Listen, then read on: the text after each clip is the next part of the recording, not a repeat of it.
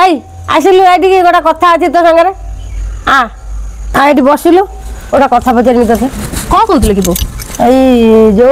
तू आज जाके कौन एमती काम करू काम किसी साइज करनु तू आज जाके बाप घर कौन करूलु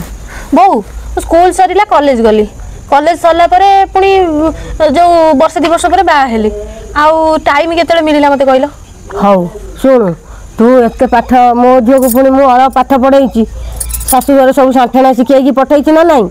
तू तो झील कौन करू अल्प पाठ पढ़ेबू ना जमी दस्खत कर जो साठेणा शिखेबू घर कम ना शाशुघर जा खुटा खाइब कह तो माटा किसी शिखेनी मुझे तोते जमी कहूँ सेमती तो झील को ता शाशु बो आजिका जुगर पाठ के दरकार जानी ना पाठ बिना किसी करें मैंने कौन बुझेले जे बुझे सी कौन बुझिला छुआ न बुझिल ना मुझे जाऊँ।